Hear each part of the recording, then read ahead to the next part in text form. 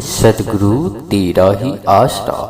आइए और सुनते हैं पूज्य गुरु जी के अनमोल वचन। पूज्य हजूर पिता संत डॉक्टर गुरमीत राम रहीम सिंह जी इंसाफ फरमाते हैं कि साईं मस्ताना जी का बख्शा पाक पवित्र नाम आज करोड़ों घरों के अंधकार को दूर कर रहा है, करोड़ों घरों को नर्क से निकालकर स्वर्ग से बढ़कर बना चुका है। ऐसे मुर्शिदे कामिल, ऐसे सतगुरु मौला का जितना शुक्राना किया जाए उतना ही कम है। मुर्शिदे कामिल ने जो तरीका बताया, बड़ा ही आसान तरीका, चलते बैठते लेटते खाते पीते काम धंधा करते हुए आप जिह्वा ख्यालों से मालिक का नाम जपो, वो दरगाह में मंजूर होगा, जो कि बेमिसाल है। पुराने समय में लोग परमात्मा की खोज के लिए जंगलों में चले जाते, सालों साल बैठे रहते, कई सालों के बाद एक आध झलक नजर आती, और साईं जी ने ऐसा कमाल किया कि परिवार में रहो, काम धंधा करते रहो और बस सुमिरन से मालिक से जुड़े रहो, तो ऐसे रहते हुए भी आप मालिक की कृपा दृष्टि के रहमोकर्म से मालामाल हो। जो इस घोर कलियुग में, चाहे वो गृहस्थी है या त्यागी, मुर्शिदे कामिल के वचनों को मानता है, यकीनन उसके दोनों जहान संवर जाते हैं। मालिक उन्हें अंदर बाहर किसी भी तरह की कमी नहीं आने देता। वो खुशियों से लबरेज होते हैं, दिलो दिमाग से अंधकार दूर हो जाता है और वो परमात्मा की उन तमाम खुशियों के हकदार बनते हैं जिसकी कल्पना भी कभी नहीं की होती।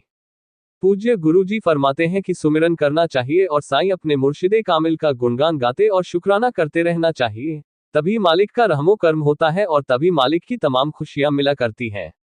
आप जी फरमाते हैं कि आदमी को दीनता नम्रता अपनानी चाहिए और जिस दर को सजदा करता है, जिस मुर्शिदे कामिल से प्यार मोहब्बत करता है, उसके लिए जितनी कोई सेवा करे उतना ही कम होता है।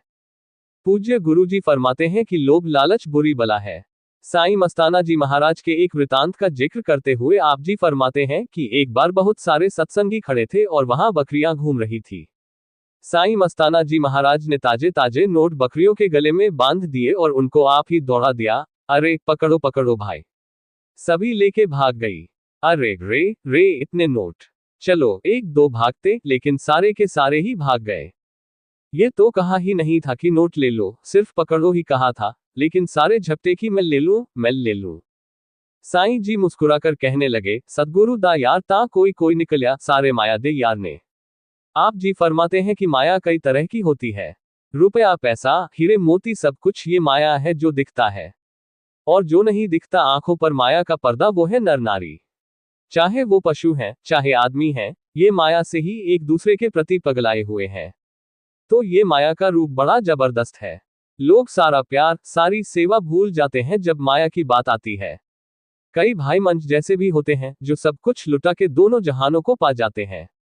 ये तो अपनी अपनी सोच, अपना अपना दिमाग है। पूज्य गुरु संत डॉक्टर गुरमीत राम रहीम सिंह जी इंसाफ फरमाते हैं कि परमपिता परमात्मा कण कण जर्रे जर्रे में रहने वाला व सारी सृष्टि को बनाने वाला है। सारी सृष्टि में सैकड़ों त्रिलोकियां, अर्थात जहां तीन तरह के लोग रहते हैं।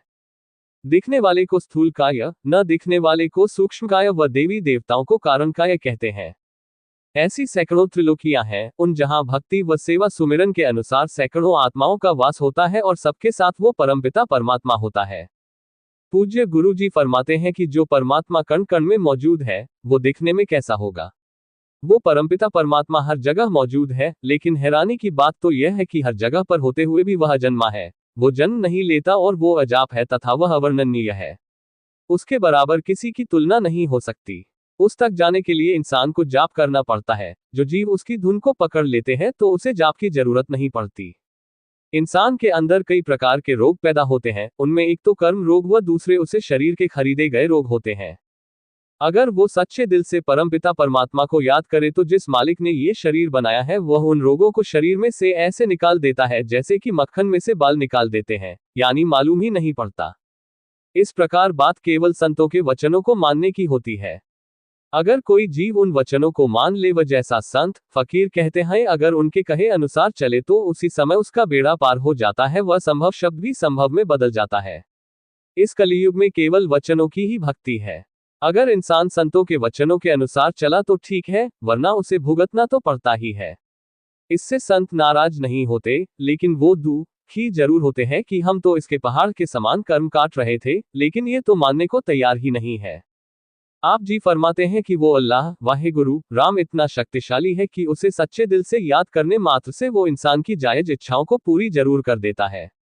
आप जरा सोचिए, अगर कोई जीव लगातार उस मालिक की भक्ति इबादत करेगा तो मालिक उसके सामने क्या कोई कमी आने देगा? कभी भी नहीं आने देगा। इसलिए उसको सच्चे दिल से याद करो, फरियाद करो। वो परमपिता परमात्मा दया का सागर है, वो अपने भक्तों को कोई कमी नहीं आने देगा। यदि आप उस परमात्मा की दया मेहर रहमत के काबिल बनना चाहते हैं, वह उसकी कृपा दृष्टि चाहते हैं, तो यह जरूरी है कि आप उसके नाम का सुमिरन किया करो। इसके लिए आपको कोई दिखावे की आवश्यकता नहीं। उस मालिक को दिखावा बिल्कुल भी पसंद नहीं। दिखावे से तो समझदार आदमी भी नहीं पसीजता, उसको भी पता चल जाता है कि यह इंसान ढोंग पाखंड कर रहा है। इसलिए जिसने सबको बनाया है, वो इंसान के झूठे दिखावे में कैसे आ जाएगा? वो तो केवल हकीकत में यकीन रखता है। वो सब जानता है कि आप कैसे हैं तथा किस तरह के हैं। आपके अंदर किस तरह के विचार चल रहे हैं, वह क्या आने वाले हैं, उसको सब मालूम है। लेकिन फिर भी आपके द्वारा लापरवाही करना अपने पांव पर कुल्हाड़ी मारने के समान है। इसलिए इंसान अगर सच्चे दिल से उस परमपिता परमात्मा को याद करे, वह उसके नाम का सुमिरन करे और अपनी बुराइयों से तौबा करे, तो आप यकीन मानिए वो वेश्याओं को भी ऐसा भक्त बना देता है जिसका नाम दोनों जहां में अमर हो जाता है।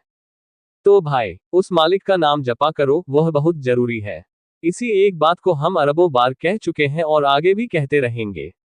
आप जी फरमाते हैं कि इंसान के लिए तन, मन, धन से सेवा करने के साथ साथ सुबह शाम नाम का सुमिरन भी करना जरूरी है।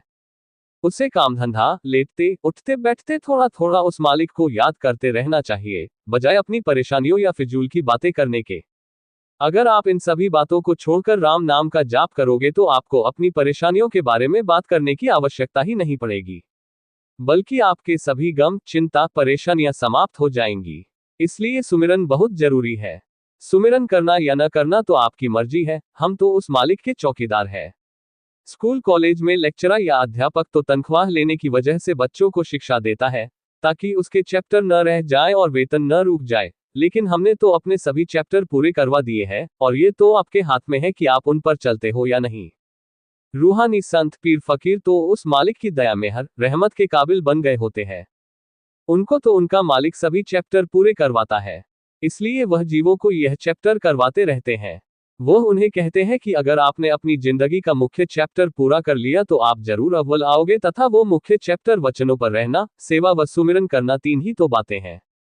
अगर आप इन पर अमल करके देख लो तो आपके पौ 12-25 हो जाएंगे और आपके सामने किसी भी तरह की कमी नहीं रहेगी। पूज्य गुरुजी फरमाते हैं कि इंसान को उस मालिक से डरना चाहिए। भले ही आप और किसी से न डरो, लेकिन उस मालिक से डरो। वो सुप्रीम पावर है, वो पल में राय को पहाड़ व पहाड़ को राय में बदल सकता है। इसलिए उस मालिक के नाम का जाप करते रहो, घर में उसका नाम लेकर खाना बनाओ, काम धंधा करते हुए उस मालिक का सुमिरन करो ताकि आप जो काम धंधा कर रहे हो उसमें बरकत आए। आपके द्वारा सुमिरन किया गया खाना जो खाए वह भी उस मालिक को याद करे। अगर आप उस मालिक से खिलवाड़ करोगे तो आपकी जिंदगी खिलौना बन जाएगी। ऐसे में आप न जी सकोगे व न मर सकोगे, तो ऐसी जिंदगी का क्या फायदा। इसलिए मालिक से मालिक को मांगो, अपनी बुराइयों से तौबा करते हुए सुमिरन करो, राम नाम जपते रहो व हमेशा खुश रहो। हम मालिक से सभी के लिए यही दुआ करते हैं।